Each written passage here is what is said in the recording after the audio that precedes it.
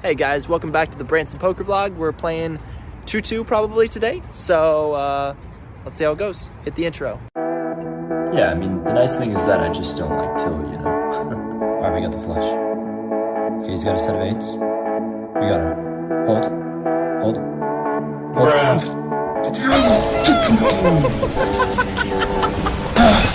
Tell him he's got a lot of class, and it's all low. Okay, so we actually sit down at the 2-3 table and buy in for $300.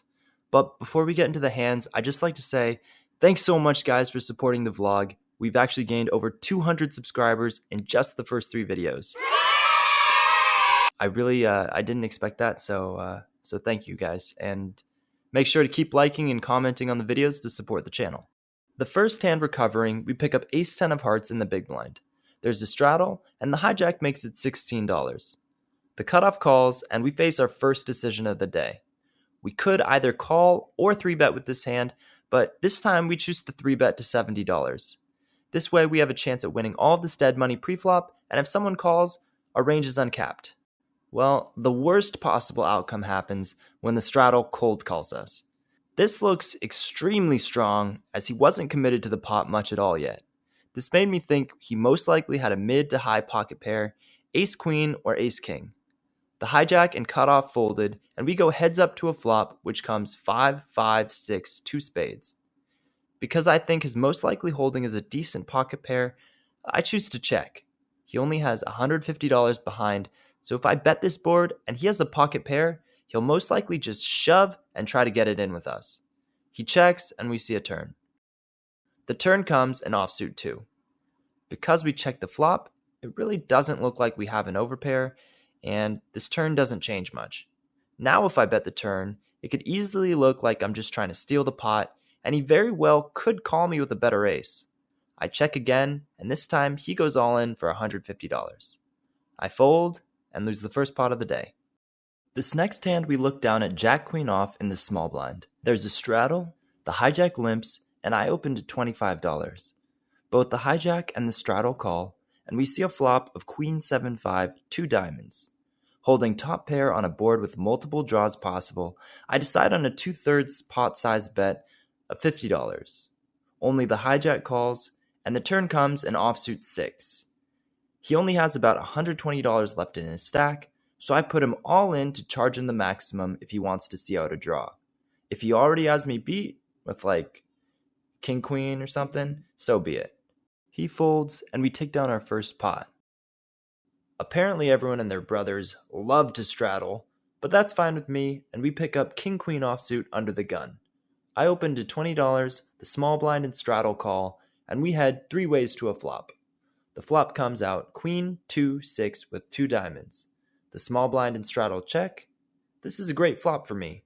We have top pair with a good kicker and a backdoor draw to a king-high flush. I bet $30, and both the small blind and straddle call. The turn comes out the 6 of hearts, bringing 2 hearts and pairing the board. The small blind and straddle check to me again, and this time I bet $80. The small blind calls, and the straddle folds. The river comes out in offsuit 4, and the small blind leads out for $200. Okay, now I'm confused. I'm really not sure what the small blind has here. Facing a $20 open, I don't imagine he has that many 6s in his range in the small blind. Maybe he has ace-queen, king-queen? Maybe he's running a bluff, but that might be too ambitious to think of since I look pretty strong betting into 3 people on both the flop and turn. I tank for a while, and then I go, ugh, and I make the call. He turns over queen-queen for the nut full house. Wow. Oh my god. I was dumbfounded. I absolutely did not expect him to have pocket queens there. Oh, by the way, for full transparency, after the first hand we lost, we added on $100. And after that last hand with king queen, we added on for another $300. So now we're in for a total of $700 for the day. To my complete and utter shock, this hand has another straddle. The under the gun limps, the hijack limps, and we look down at pocket aces in the cutoff. I raise it up to $32, and the under the gun and hijack call. The flop comes out Queen 9-7, 2 hearts. There's definitely a decent amount of draws on this board, so when my opponents both check it to me, I bet $60.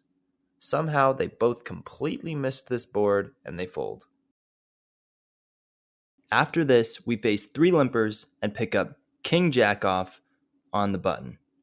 We raise it up to $21, but then the big blind decides to jump in and shove for a total of $70. Everyone else folds and the action is on me. King Jack off isn't really great, but I only need to call $49 more to possibly win a total of $150, so I make the call. The board runs out 7, ace, 8, 2, king. She shows pocket fives, and I take down the pot with a pair of kings. In the next hand, the low jack limps, the cutoff raises to $10, and we look at pocket fours on the button. It's a pretty easy spot to set mine, so we call, then the small blind and low jack both call. Well, it's a great day for mining as the flop comes out 4, 7, deuce, rainbow. It checks around to me, and I think about betting or checking. Flopping middle set is always great, but this board is pretty disconnected, so I check to allow my opponents to start catching up on the turn. The turn comes the king of spades, and it checks to the cutoff, who bets $45. As the pre-flop raiser, I think he has a king a large percentage of the time when he chooses to bet the turn. If I raise here, he might fold, or if he does call, he'll likely check the river and possibly fold to a bet there. If I call, I'm almost positive he'll bet the river as well with his king, and then I can raise him there for value. Because of this reasoning, I just call his bet, the small blind and low jack fold, and we're headed to a river. The river comes a 9, not changing much, and the cutoff bets $75 as expected. I debate in my head what I think he'll call with a single pair of kings, and I land on a size of $175. He tanks and starts mumbling and grumbling, eventually making the call. Then he hovers his hand over the muck as if to say, "Mom, I've had enough of this place, I just want to go home." I show my pocket fours, and he mucks. I scoop the pot, then in the next hand recovering, I pick up ace-king off under the gun +1. Of course, I open here to $12, the button, small blind, and big blind call. 4 ways to a flop that comes king, 7, 8, 2 hearts. Flopping a pair with ace-king always feels great, and we have the ace of hearts on top of that, so we're feeling confident. The small blind and big blind check, and I bet $40. Only the button calls, and the turn comes out another king. He only has about $30 left in this stack, so I make the only decision there is and put him all in. He calls with 4-5 of hearts, the river is an offsuit queen, and we take it down. In this next hand, the cutoff and button limp, and I look down at ace-9 off in the small blind.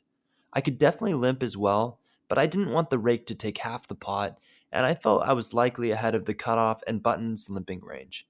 I raise to $18, the big blind calls, the cutoff folds, and the button calls. The flop comes out 9-4-6 rainbow, and I lead out for $25 with top pair top kicker. The big blind calls, and then the button raises to $75. I was not happy with this, as it seemed to me like a pretty strong move, but he only had about $180 left, including the $75 he just put in.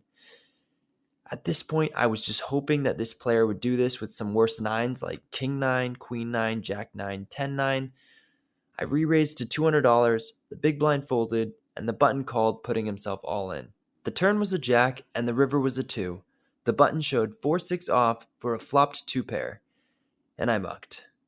I was pretty surprised that hand was in his range to limp call my $18 raise pre-flop, but I just took note of it and moved on.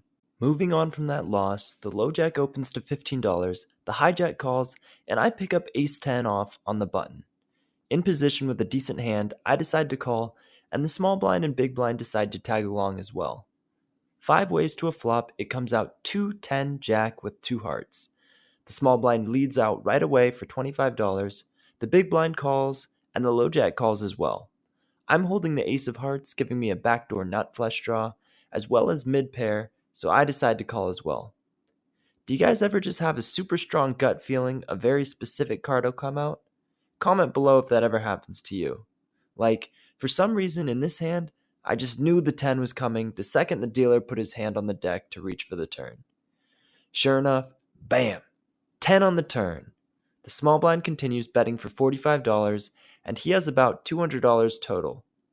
Then the big blind shoves his entire stack. The low jack folds, and it's on me. I have $616 left in my stack, and he has me well covered. I'm shocked at this massive overbet, and my heart pounds as I think about what he could have. My first instinct is that I'm probably never folding here, but I'd still like to think about what the possibilities are. The only hands that I see beating me are pocket twos and jack 10. I rule out jacks as I think he would raise that preflop almost always. There are 3 possible combinations of jack 10 and 3 possible combinations of pocket twos, so 6 combinations of hands that beat me. Now, for the hands that I beat. I don't think that he's committing his entire stack with anything less than a 10. Maybe he does this with ace 10, king 10, queen 10. I tie ace 10, and there are 4 combos each of king 10 and queen 10. So 8 combos of hands that I beat, and 6 combos of hands that I lose to. I take a deep breath and call. The small blind then goes all in for their $200 total. The small blind shows first and has jack 9 of hearts. And then the big blind flips over king 10 suited. I feel super relieved and I flip over my ace 10. Okay guys, now we still have to dodge a heart, but more importantly a king on the river. But before I show you what happens, if you would do me a favor and click that like button, I would really appreciate it as it helps this channel grow and gain visibility. Okay, so the turn comes. The 4 of spades. We dodged everything and won a pot of over $1,500. Holy shit. Nice sense. You got it, baby. Pay him You got up. it. My heart is racing as I start scooping in the piles of chips. Within 10 minutes of that hand, our table broke, and I thought about staying or leaving. Ultimately, it was 2:30 a.m., so I decided to just go home and book a nice win. So we just finished our 2-3 session. We were in for a total of 700. We had to add on a few times. Started off the session down like 400. But then we clawed our way back, won some pots, lost some pots, and finally got into a huge pot that I luckily took down, and we ended the day cashing out for $1,534. So a positive of $834. Woo! Hey guys, thanks for sticking around to the end. If you haven't already, make sure to hit that like button and subscribe to the channel. Sorry it takes so long to put videos out. I edit all these myself and I'm still new to it. And as always, this is Brantzen, and I'll see you in the next one.